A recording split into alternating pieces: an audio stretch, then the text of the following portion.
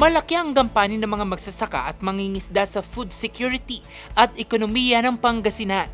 Malaki ang kanilang ambag sa pagtataguyod sa mga komunidad. Ang problema, sila ang labis na apektado tuwing may krisis at may dumadaang mga sakuna.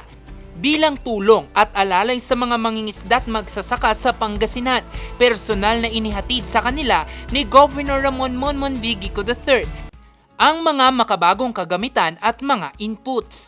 Ito po ay proyekto ng ating lalawigan kasama po ang ating partner agencies upang magbigay ng maliliit lamang ng mga equipment. Maliliit pero malaking tulong naman sa ating mga farmers and fisherfolks.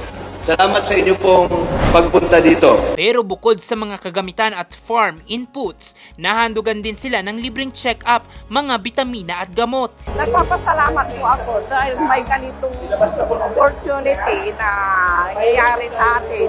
Napakaganda, madam, kasi ang laki kong may tulong, madam, sa aming magsasaka, madam. Pasalamat na tulong po ng ating gobyerno. Pangako ng gobernador ang tuloy-tuloy pa mga programa at proyekto para sa mga magsasaka at mangingisda sa probinsya.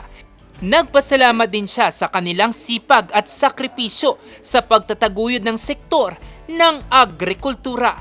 Jose Robert Inventor, RNG News.